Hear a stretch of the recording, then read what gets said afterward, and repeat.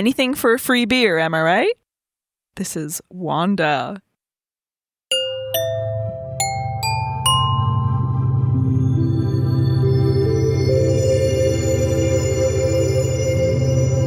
Do you like Rolling Rock? Never had it. Oh, really? Yeah. It's like one of those perfectly drinkable, like, kind of piss Like beers. Heineken? Yeah, kind of like Heineken. That's what you're into, right? Heineken? Yeah. Or what kind of beer do you drink? I forget. You're not a beer person. No, I do like beer, actually, but I have found myself liking light beer a lot. You would. No, I mean, that's fine. Because it's just like, it's so refreshing and you don't feel bad after. Yeah. I think of all the light beers, I think Corona Light is the best because it really doesn't taste like a light beer. I'm into Corona, yeah. Especially with the lime. Yeah. Those IPA bros are so insufferable. I hate IPAs. I know, I hate them They're too. so gross. They're like, gross. what are you guys? Who are you trying to prove a point I to? know. Like, I really rather not drink a beer. If it's an IPA or not drink a beer, I would not drink a beer. Yeah, IPAs give me heartburn. Hello. We're going to get so many hate comments. Welcome to Seen and Heard. This is the podcast all about the sight and sound greatest films of all time list. I'm Greg. I'm Jackie. And we are on the 2022 list, as we've been, for our film this week. This is Barbara Loden's Wanda. Mm-hmm. I didn't write down what number this was. It is number 48. 48. Okay, that's right. It's weird. We have this because we're skipping all the films that we've already covered on the 2012 list. Yeah. We have this weird thing where last week's movie was 88, but now we're in the middle of 48. 48. Yes, it's like this weird pattern, but we're out on our own wavelength here. Yeah. But we're still ping-ponging and we're still finding weird coincidences. Exactly. Even with everything, even with skipping all those movies, for the past 2 weeks, we had movies with a song by Dinah Washington in it. That's right. Like, what were the odds that was going to happen? Yeah, I know. Crazy. Some kind of magic in the air. Yeah. Just as a heads up, too, we will be taking a brief interlude after this episode, following our new model. Instead of taking like 4 or 5 months, I don't know if we ever took 5 months off, but like 4 months off at a time, once a year, we now do like 3 months on, 1 month off. So that's our new model. So this will be our last episode for about a month, and then we'll be back. But before we get into this week's film, Jackie, have you seen anything else this last week besides Wanda? Just Eddington. And I liked it a lot more than you did, I think.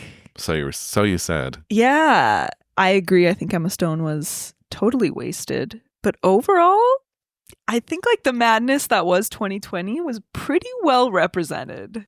I enjoyed it. I had a good time. Good. You're not alone. A lot of people I really respect like it a lot.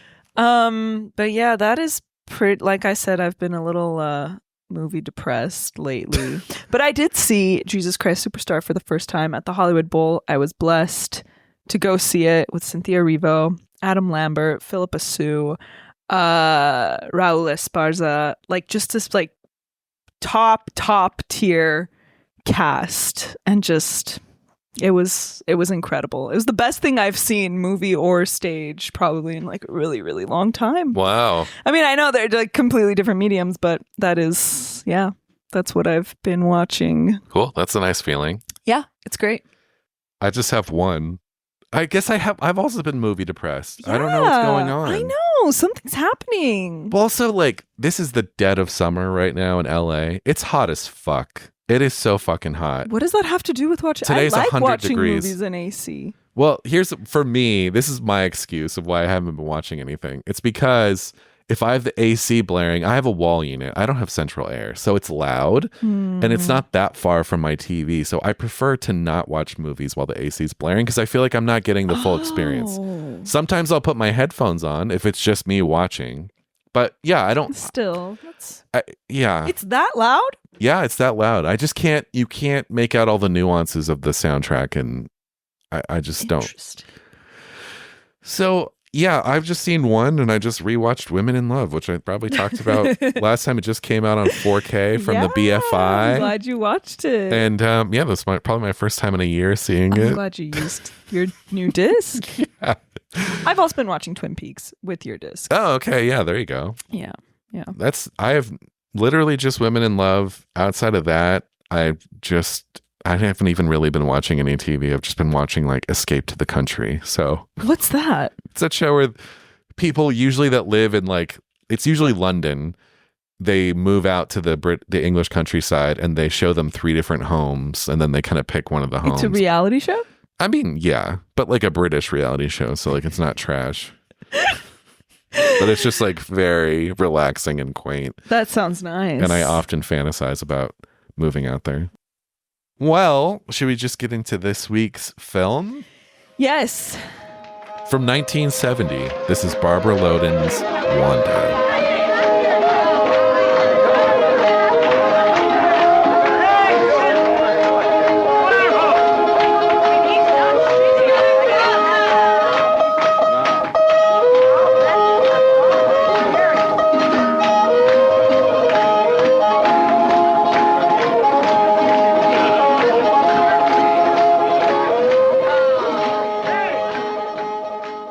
Wanda was released in 1970.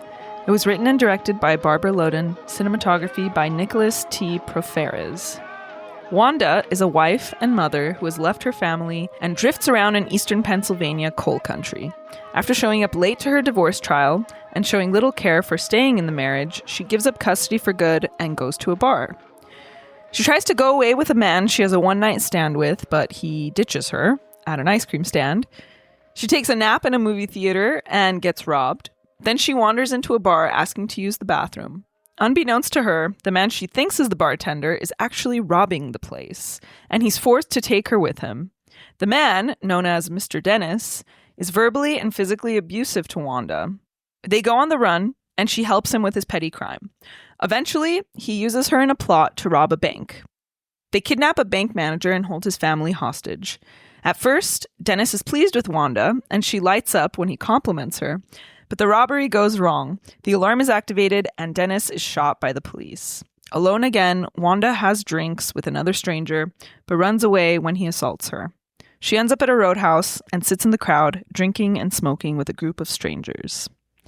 The film stars Barbara Loden as Wanda, Michael Higgins as Mr. Dennis, and Jerome Tier as Wanda's husband.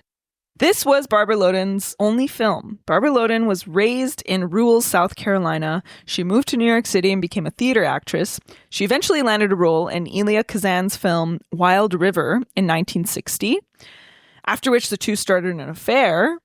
She is best known for her role as Warren Beatty's sister in Splendor in the Grass, another Kazan film from 1961.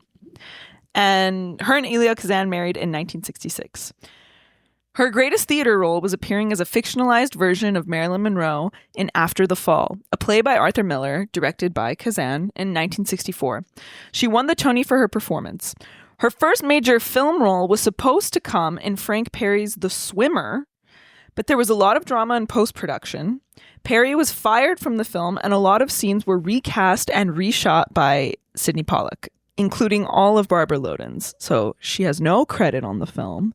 So she filmed, and then Sidney Pollack was brought in, and then they just recast. And the weird part is recast, reshot.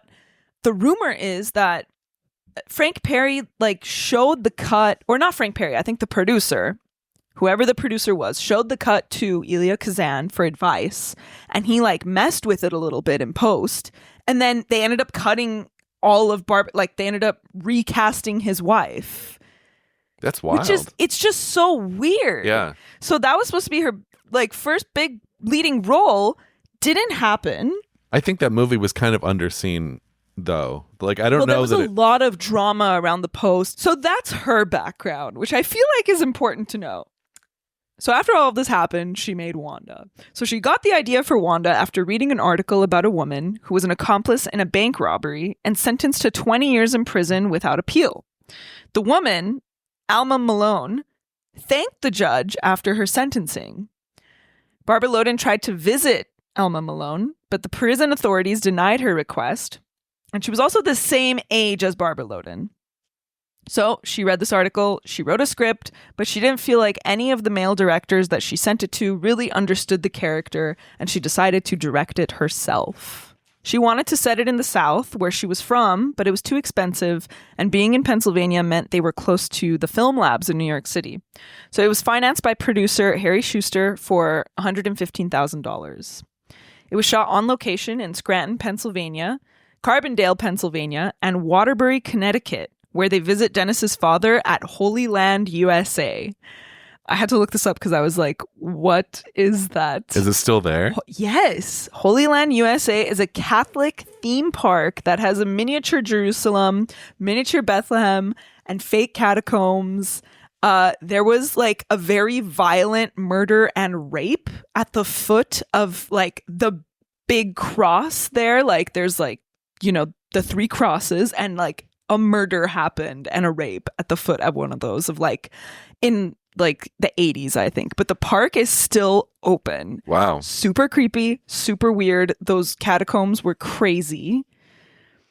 The crew was made up of 4 people. So it was Barbara Loden, the cinematographer Nicholas Preferis, who was also the editor, Lars Hedman, who was lighting and sound, and a production assistant, Christopher Croman. Shout out to all the assistants out there. 4 people on the entire crew. Wow.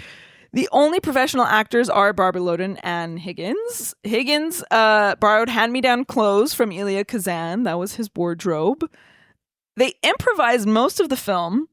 And she said she was influenced by your favorite, Greg, Breathless by Jean-Luc Godard. I don't hate Breathless. Oh my God. And the films of Andy Warhol. Wanda was the only American film to be accepted at the Venice Film Festival in 1970, where it won the International Critics Prize for Best Film. And then it kind of lived in obscurity. It played at a few film festivals, but the original 16mm negative was going to be thrown out by the Hollywood Film and Video Laboratory when it was shutting down. This was, I believe, in 2007. But UCLA acquired them and started a restoration.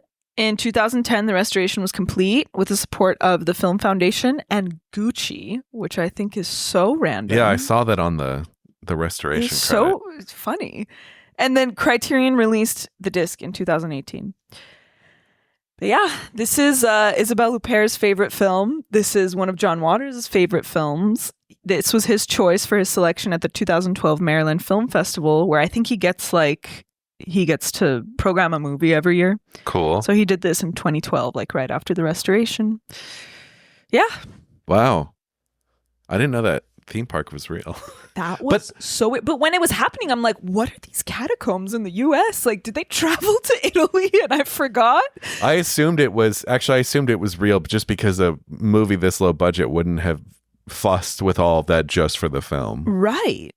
But then when she looked in the catacombs, there's like wax figures all bloody and stuff. And I'm like, what the fuck is this? I had to look it up. It's kind of great. Creepy as hell. Yeah. That's really creepy. Yeah, I love it. Initial thoughts, Jackie. Had you seen this before? Yeah, I saw this during COVID, and I remember liking it a lot, but I don't remember very many details. Like, it's almost like Killer of Sheep, where it's like a dream. Like, it's like, you know, a lot of it is just wandering around. It's like a floating movie. I remembered the guy, but I didn't really remember like how she ended up with him. So yeah, I mean, I remember liking it, but the way that people talk about it, I thought like maybe I missed something, because like I said, I liked it, but again, to me, like, she was just so inactive and constantly like being used, and just like I felt like I missed something, and people were calling it like this feminist movie. I'm like, did I watch the same movie? This time around, I was like, oh, I get it. And I was engrossed from the minute it started to the minute it ended. And I loved it. Like, I absolutely loved it. I think the humanity in this far exceeds a lot of movies that are pushing this very outright feminist agenda and character. Does that make sense? Like, yeah. This movie has more humanity, and it's incredible. And we'll talk more about this, but both in the filmmaking and the kind of legend status that it has, and that Barbara Loden now has.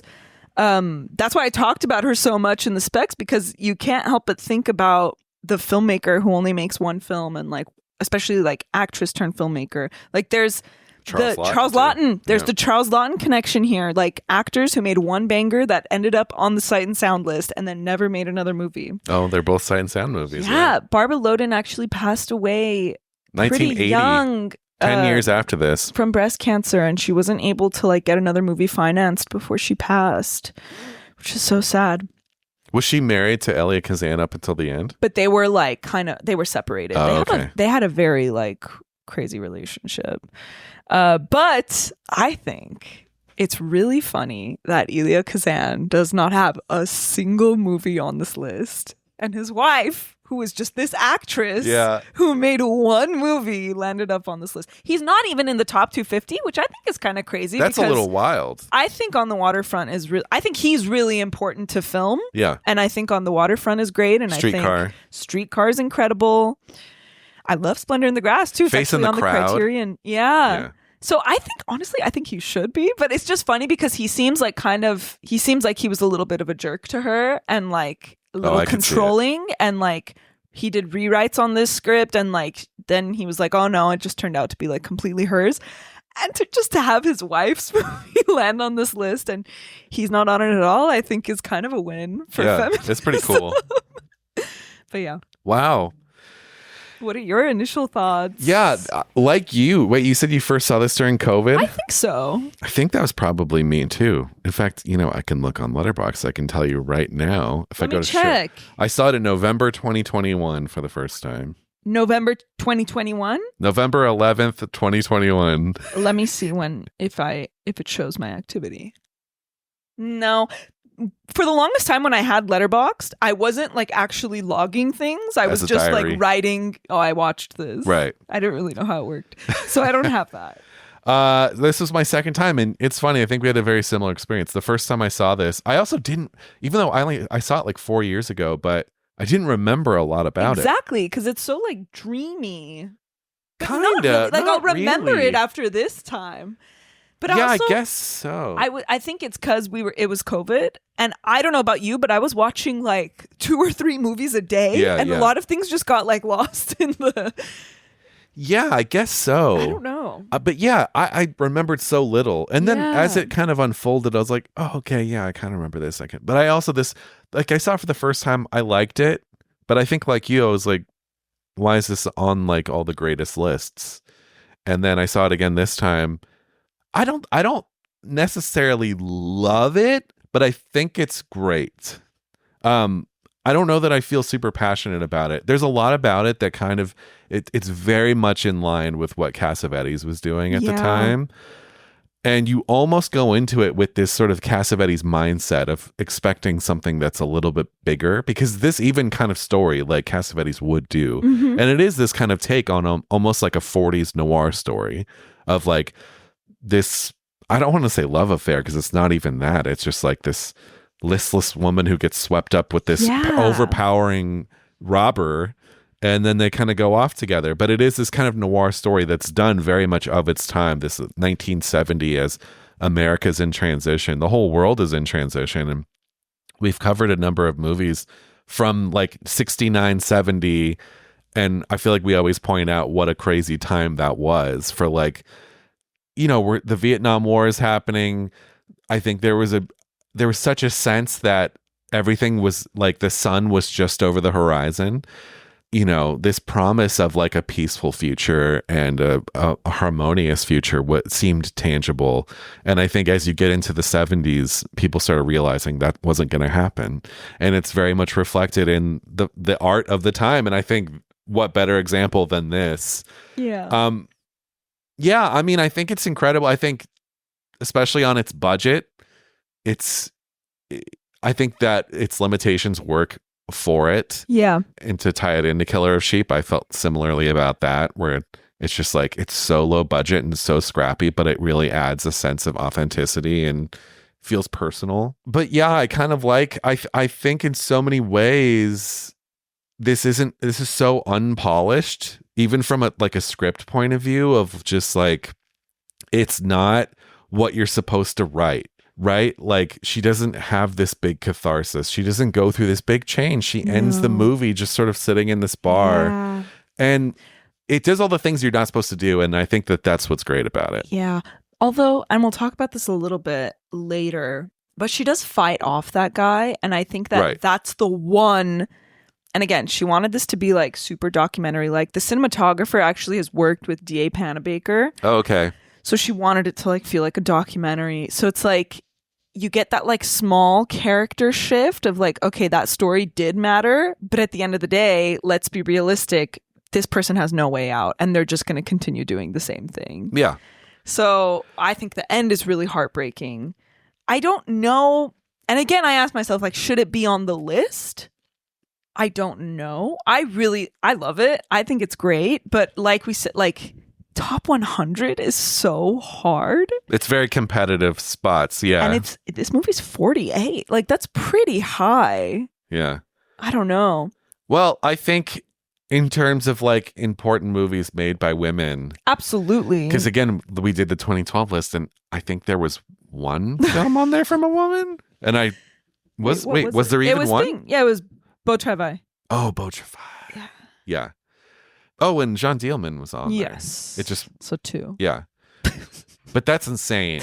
So I think... I mean, like, I'm not mad at it. It's just like, I feel like 48 is a little high, if I'm being honest. Yeah, it's pretty high.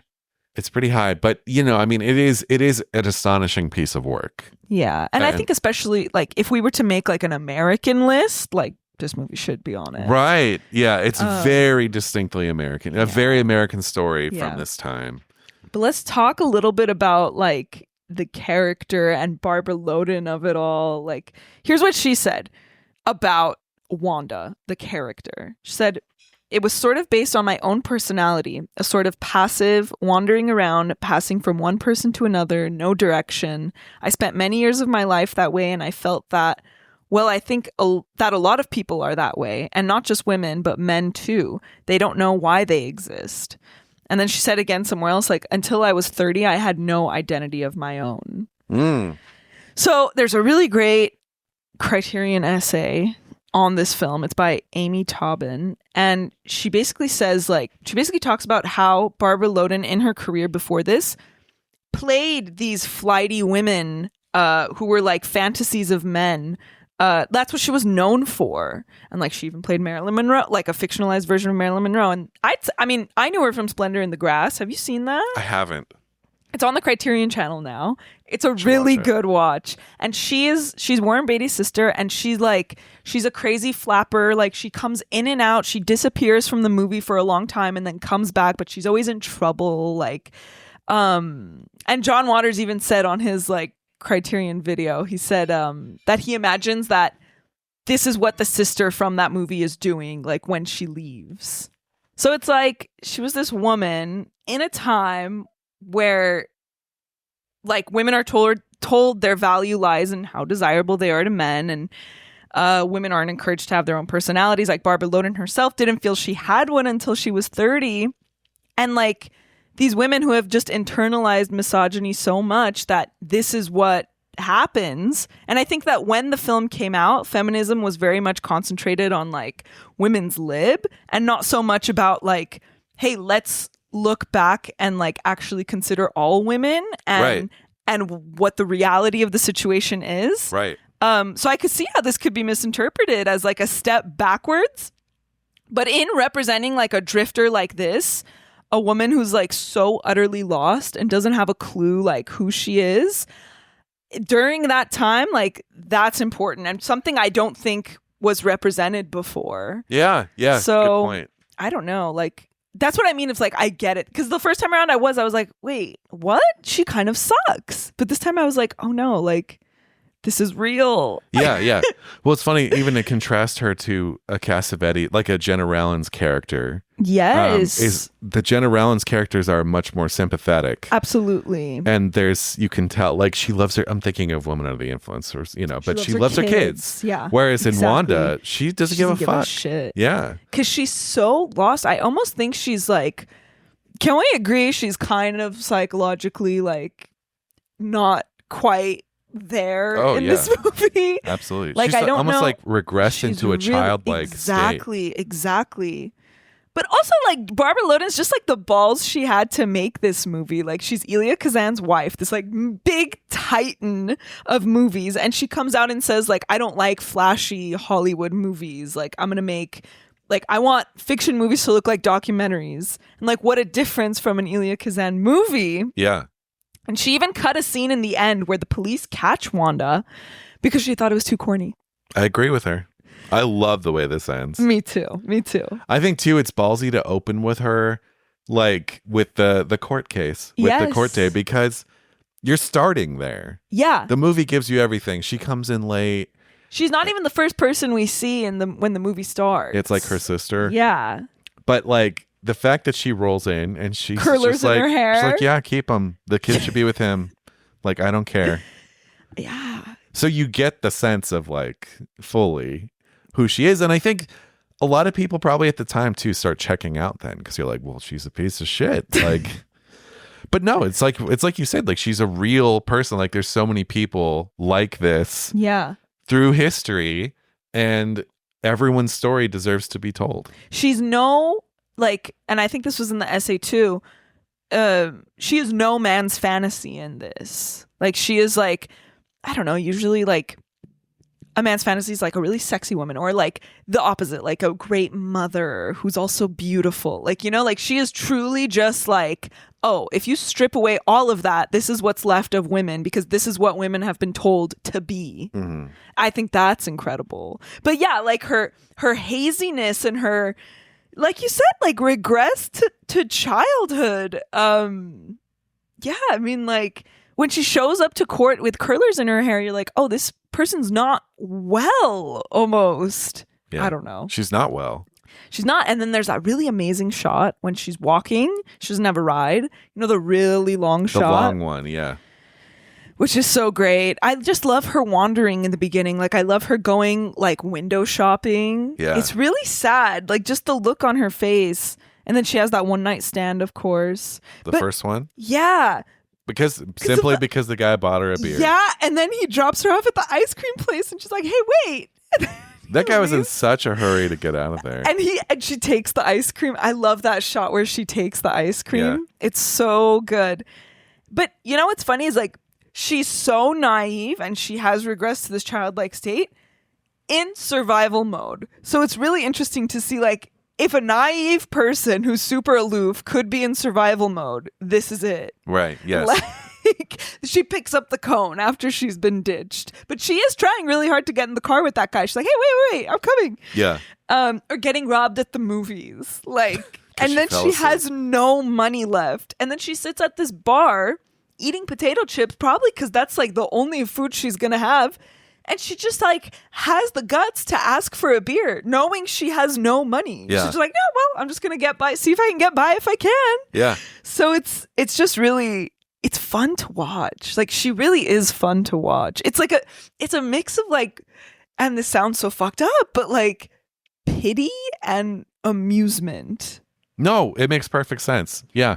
Even the first time you see her is when she's waking up. Yeah. It's like someone who doesn't want to be waking up. Yeah. Of just like the reality of your everyday hits you when you wake up. Yeah. And she's just like, fuck. Yeah. And then I love when he sends her out for the burger, she comes back, she gives this fool his change. And even he's confused when she gives him the change. Yeah. Because, you know, if you have no money and you're like that, like he fully expected her to keep the money. He even gave her extra. He's like, you might need it. Yeah.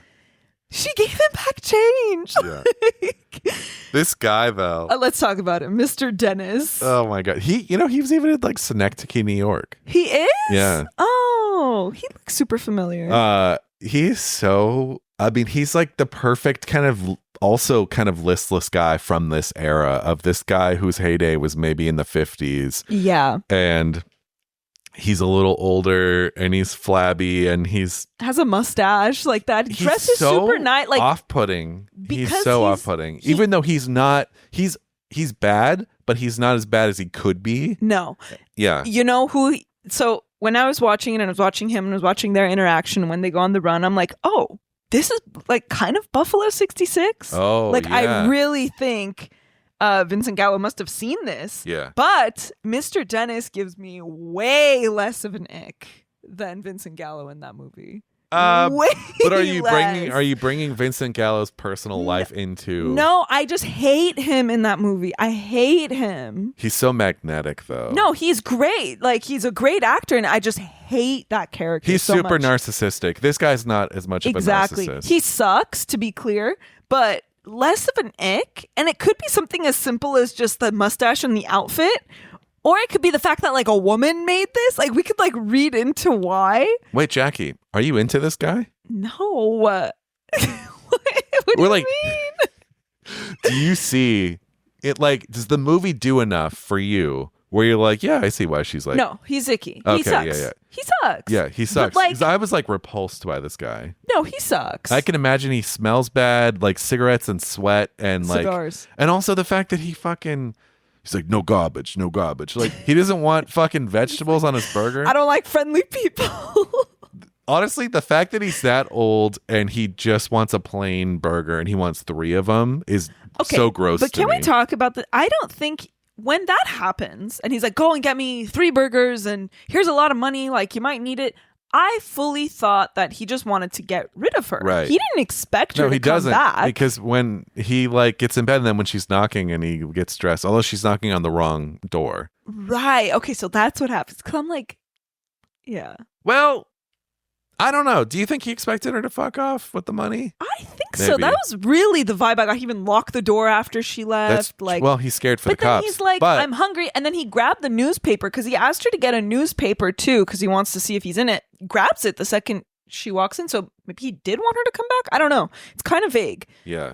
But this guy should only be so lucky that this cute woman is like like a dog at his side, like will not leave. Like this guy is so and this guy has no social skills at all. No social skills at all. When he does hit her though, it's so like she continues to spew nonsense. She doesn't shut up. She's just talking and talking. Oh, I saw this guy on the street and I got the hamburgers.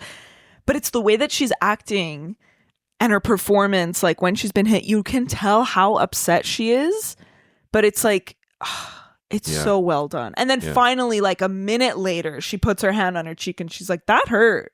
Yeah. Yeah. It's so good. Well, she's so used to it, I'm sure, because she gets used by every guy. Like every guy just, and that's the schlubbiest guy. See, like that first guy, are you kidding? I know, that guy sucked. Not even cute.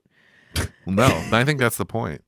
But, and his stupid rules, Mr. Dennis's stupid rules and requests, is like, why don't you get a hat? And when he's like, when you're with me, no slacks. And then he throws her lipstick out the window. No curlers. Yeah, what?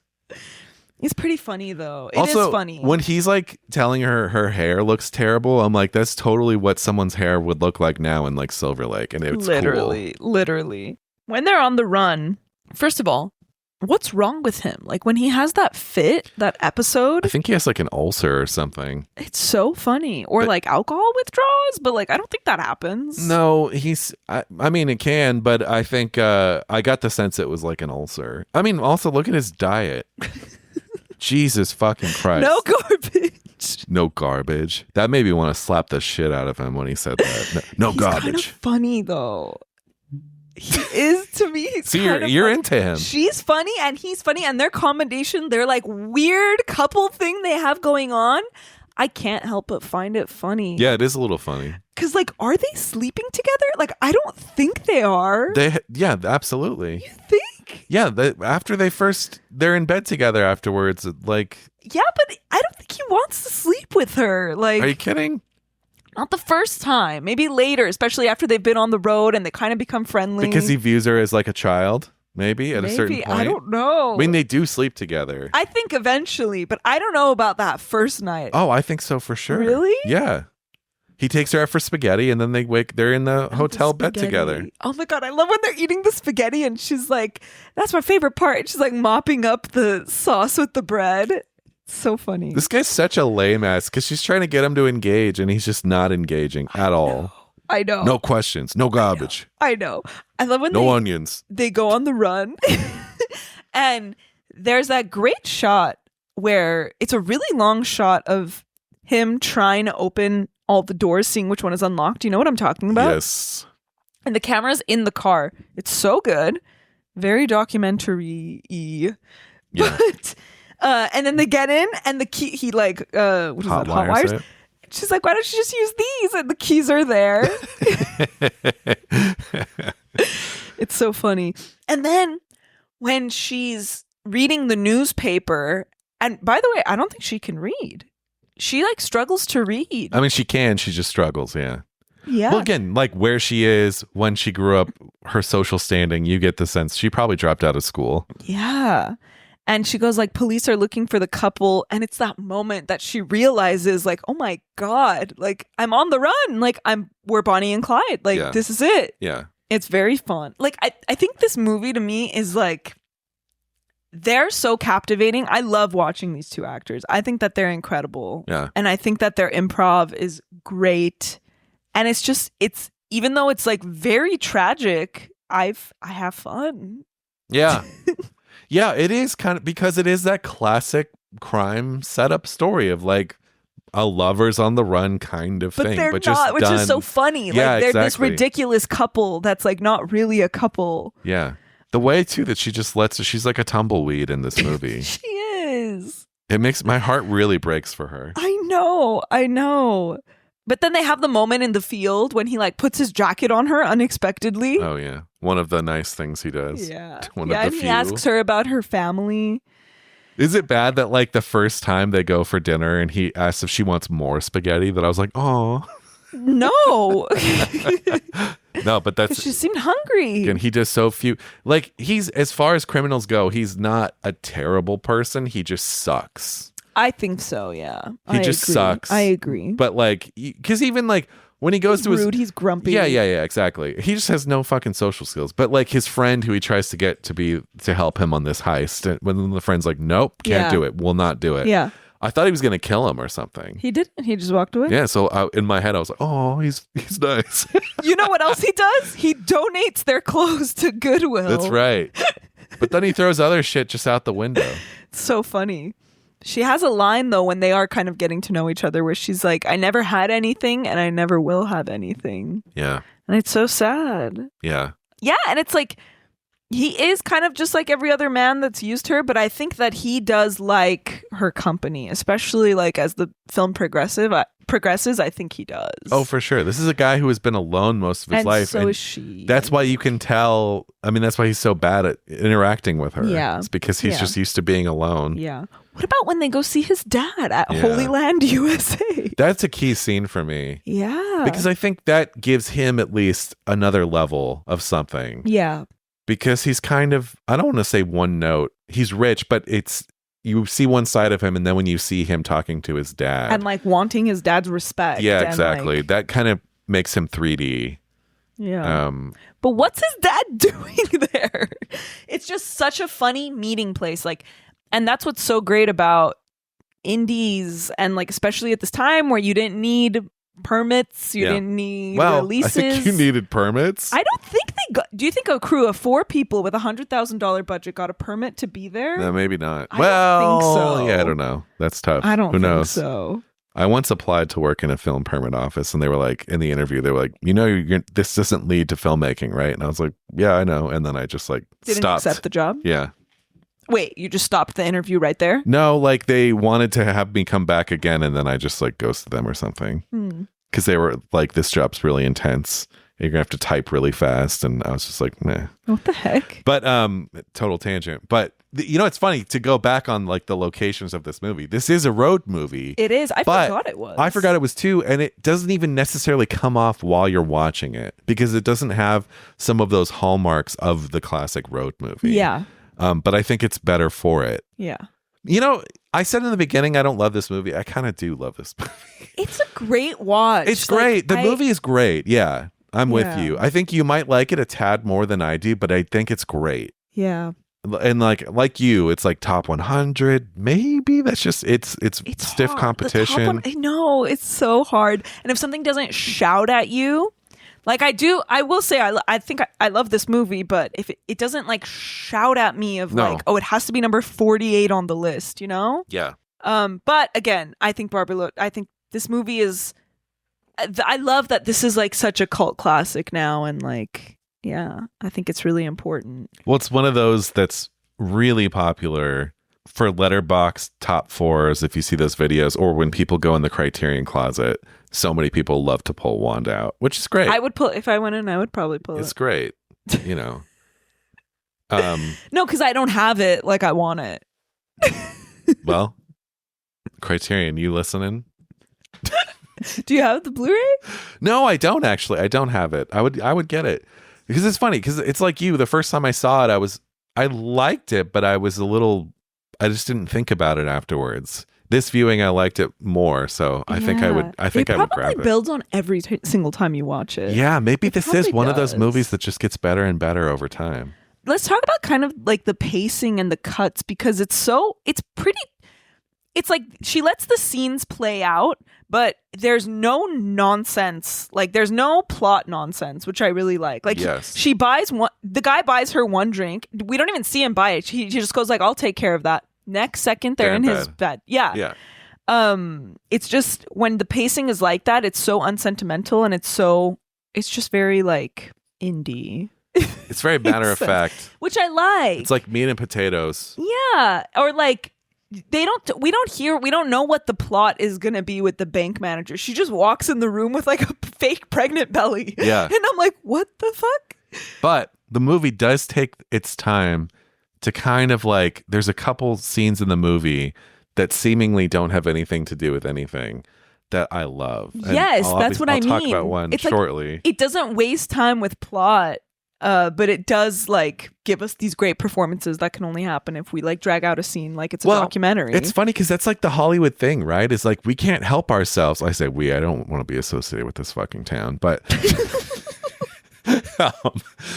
we love to overcomplicate crime stories. You know, Absolutely. It's like when we can, we do, and it's bullshit. And if you were in this situation, it would be very simple. It would just be like, where are you eating this day? Where are you staying? Yeah. And kind of keeping an eye on like, are people talking about you? Are people looking for you? Yeah. Yeah.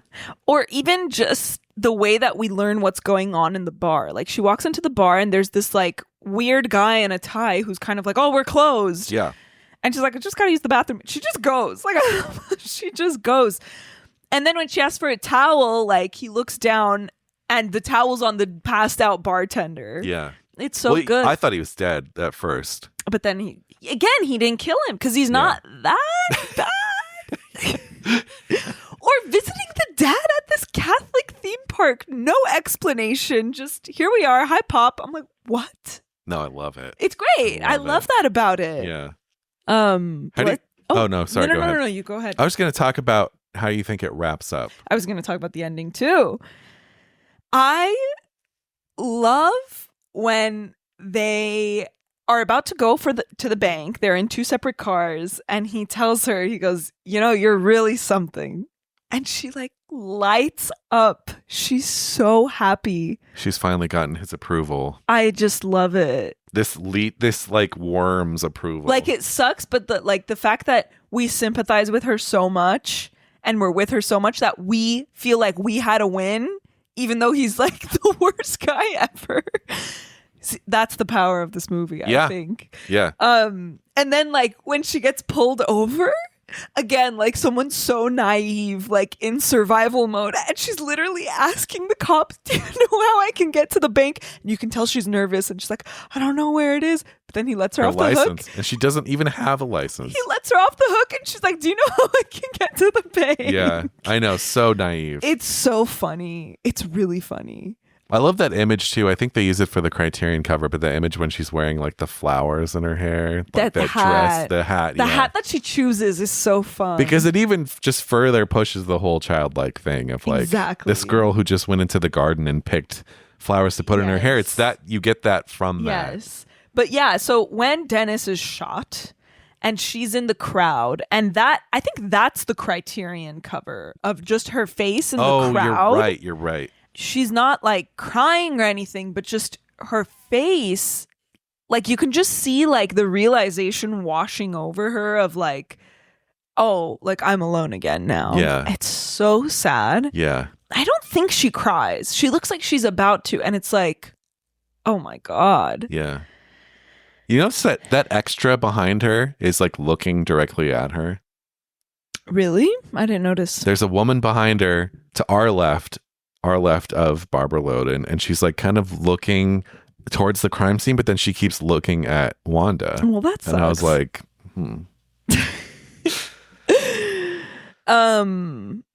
And then, yeah, I mean, we see her fight off that guy. We've never seen her do that before. He's a cop?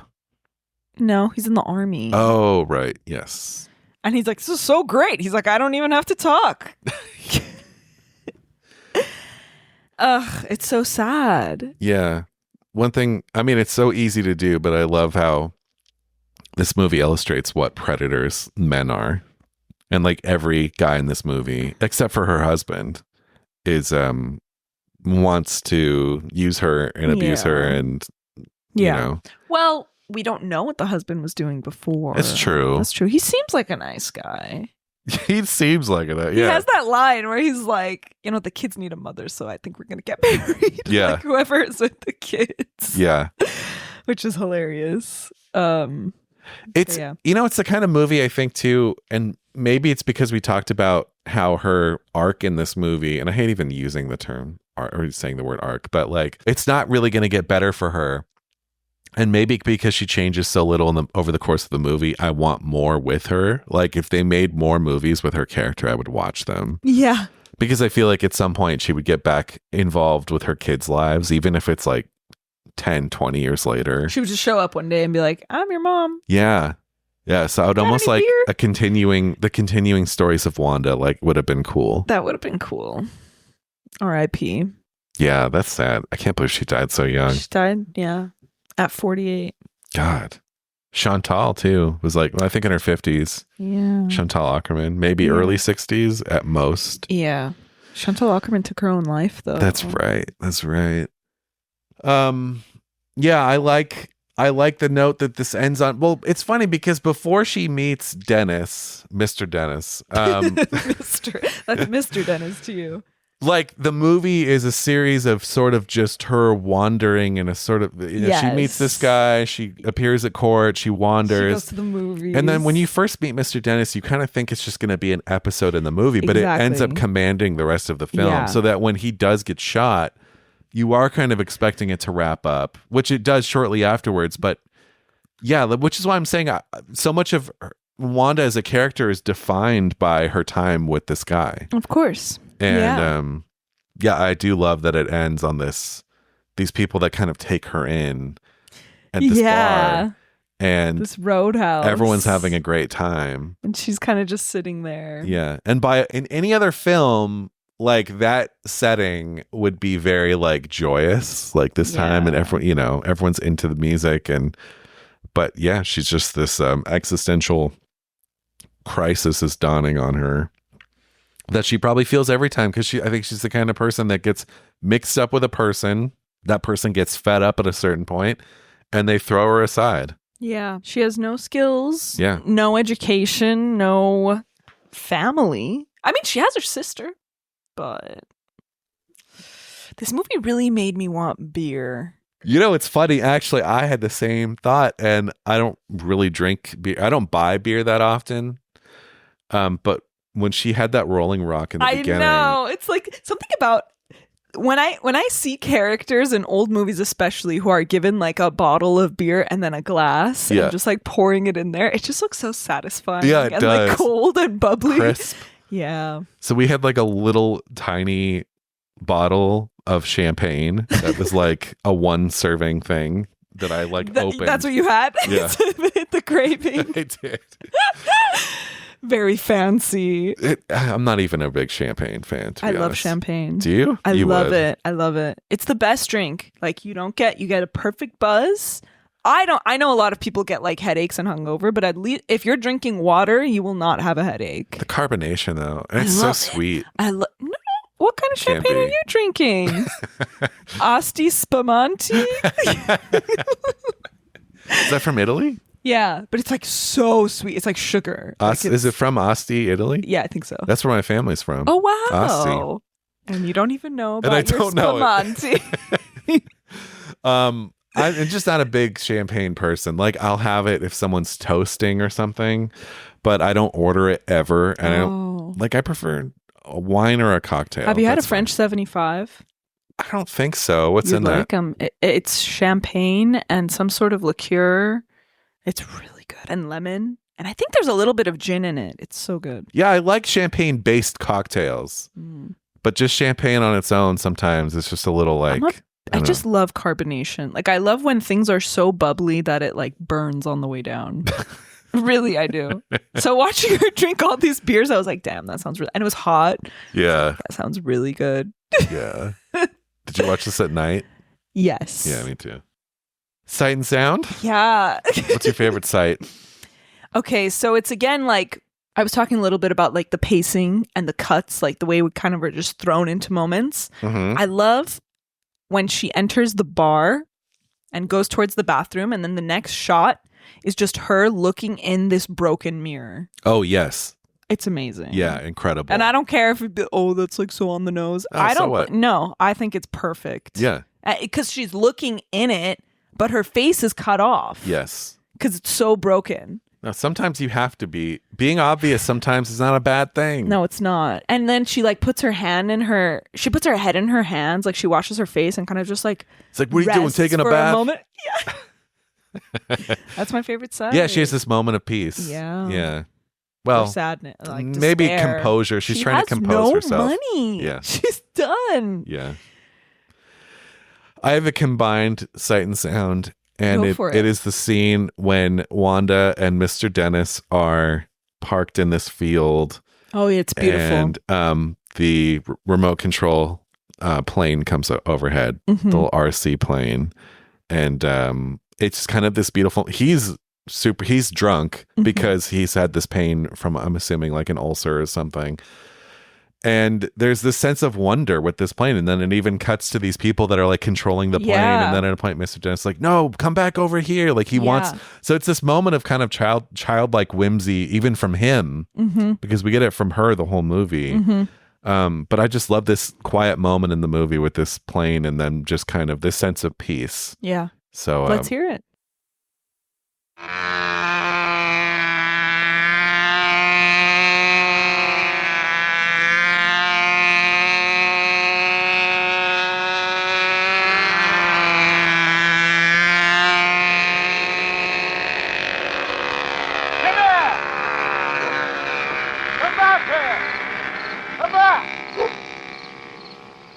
Where did they get those people? Where did they get those planes? Because the movie, they said, like, she's said that they abandoned the script very quickly. Like, most everything was like improvised. I'm sure they knew where the story was going, but like, was that scripted?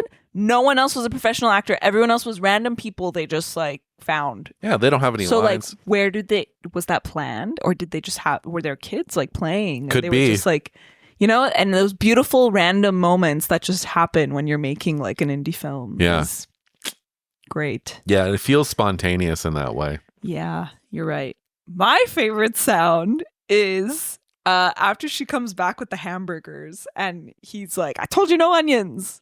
Take them off." And she goes to the trash can and this happens. Hey, here's my wallet in here. What's it doing in here? Oh yeah. It's like, how did that get there? Yeah, she's so like, this fucking guy threw her wallet in the trash. First of all, he's the one that stole it, so Yeah. he can find out who she is. Yeah. He sees the pictures of her kids and then tosses it In the trash. Her reaction, and she's like throwing onions in it, and she's like, "Hey, what's my wallet doing here?" Yeah, that honestly, that moment made me so sad, just because like this is what her life is currently. Like, just the fact that this selfish fuck, this like whatever guy that like sucks, has like totally taken advantage of her, bossed her around, made him go get this fucking 3 burgers from down the road, and he's so specific about his order. He gets mad, he slaps her, and then he makes her take the onions off herself. And then while she's doing it, she's like, "Oh, my wallet's in here," and it gets all the shit on it. And I was like, "Girl, But it's I'm just, sorry. Yeah, no, same. Get yourself But out it's of just this." the way that she says that line is so naively good. This performance is incredible. Yeah. Like, it really is. Yeah. All right, I know we're in for a really good Pauline this time Yes, because we do have Pauline. it came up in the research how female critics hated it so much. So let's hear. All right. Well, yeah, we do have a Pauline Kael review. And I feel like because we've been on the 2022 list, We haven't had them. it's been mostly newer movies and we haven't had Pauline Kael. But for this one, we do. So Pauline Kael said, "There's much to praise in Barbara Loden's Wanda, especially in the way she stays in character as a grimy Polish-American mining town girl who has never known how to live except by attaching herself to men, and in Michael Higgins' originality as a bitter, nervous, small-time crook. But it's such an extremely drab and limited piece of realism that it makes Zola seem like musical comedy. Wanda is a passive, bedraggled dummy. We've all known dumb girls, and we've all known unhappy girls. The same girls are not often, I think, both dumb and unhappy. Wanda is a double depressant, a real stingy-haired rag mog. That makes her a sort of unprotagonist. Generally, you'd have to have something stirring in you to be that unhappy, but she's so dumb we can't tell what has made her miserable. Oh my God. We don't know why she has become a drifter instead of staying home with her hair in curlers, watching soap operas and game shows, and maybe even looking after her kid. She's an attractive girl, but such a sad, ignorant slut that there's nowhere for her and the picture to go but down. Oh my God. And since, as writer-director, Miss Loden never departs from the misery of the two stunted characters, there are no contrasts. The movie is very touching, but its truths, Wanda's small voice, her helplessness, are too minor and muted for a full-length film. To select as one's heroine a girl with no spark at all is perhaps a shortcut to uncommercial integrity.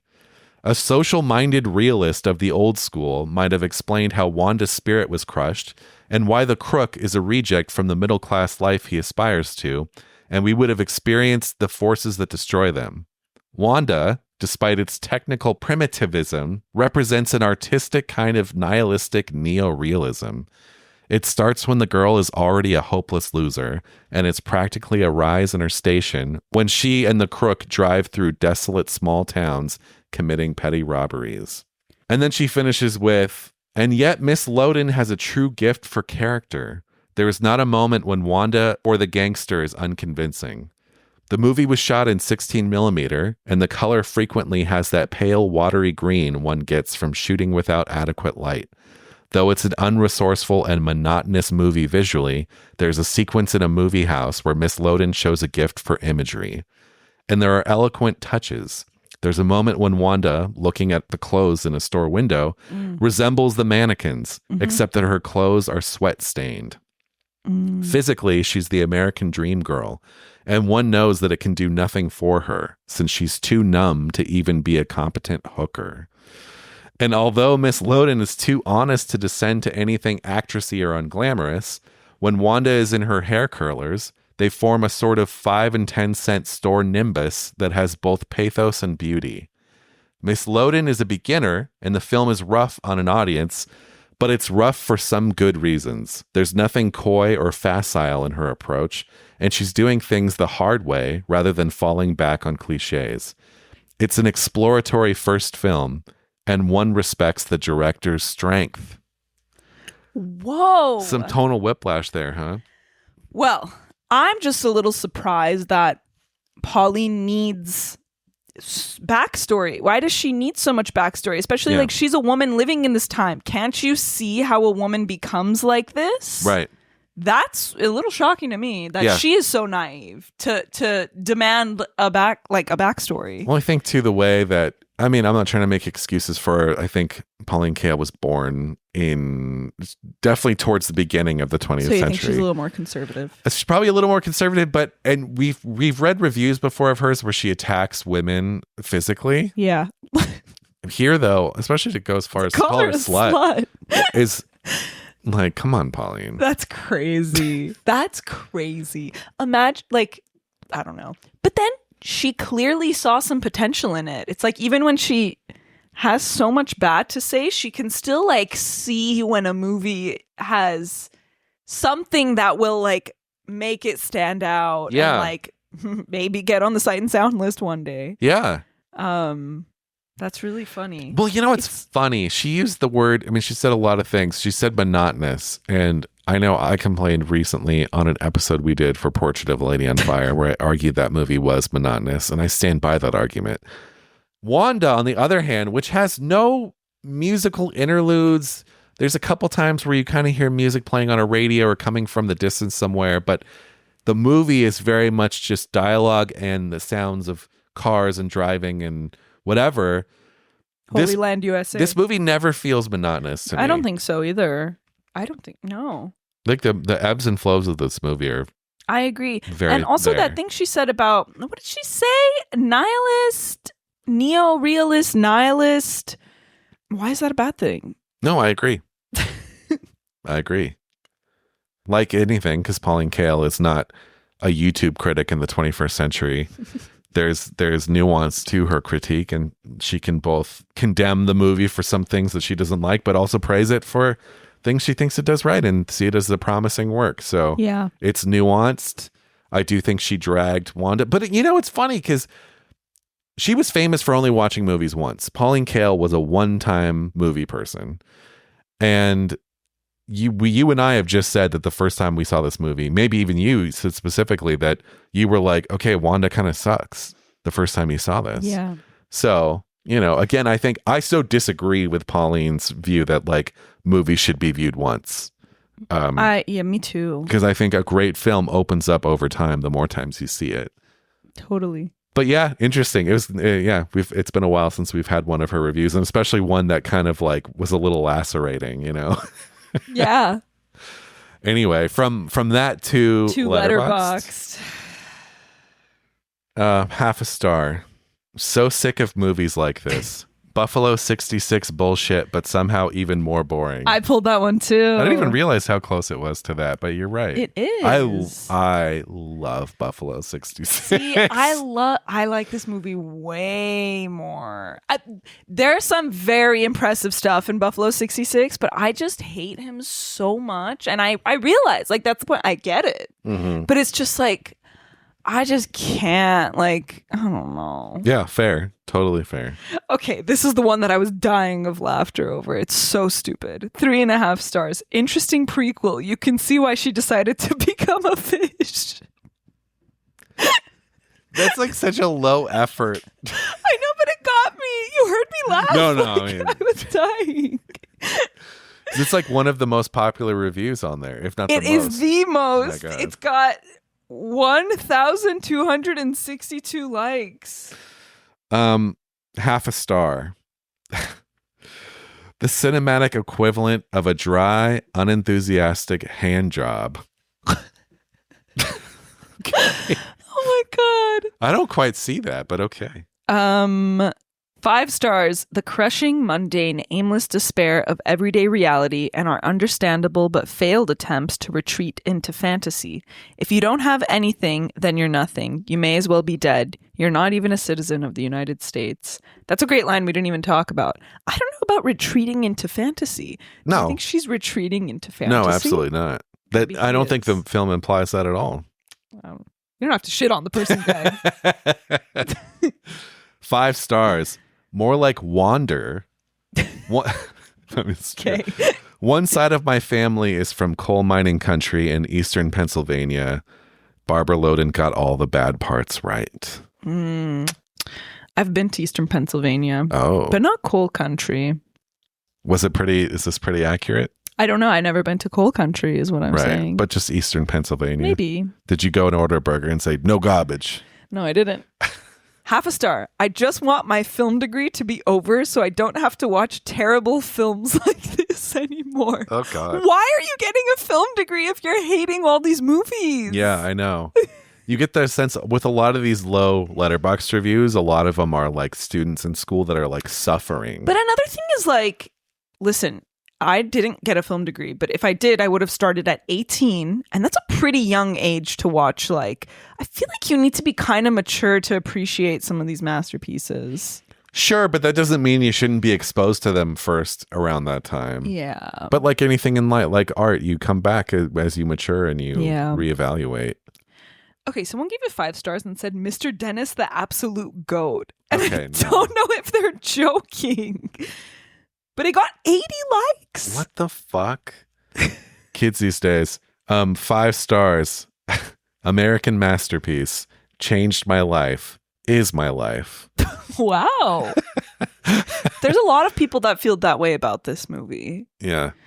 Okay, last one. This has no rating. It just says another beer, another cigarette. Always a minute away from disappearing completely. So chilling. Yeah, Jesus.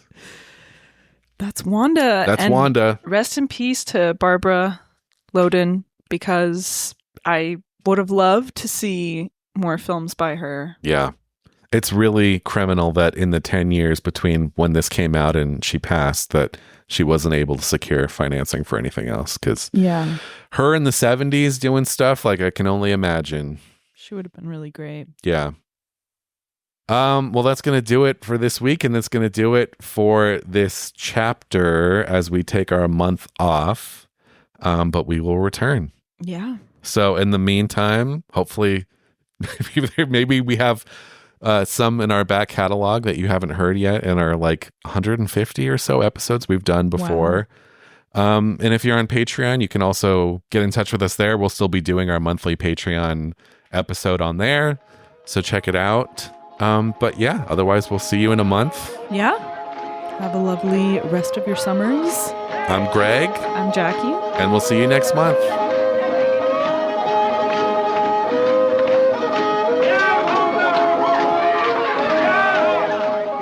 Seen and Heard is an official podcast of the Arroyo Film Club. We'd love to hear from you. If you want to drop us a line, you can find us on email at hello@seenandheardpod.com or on Instagram @seenandheardpod.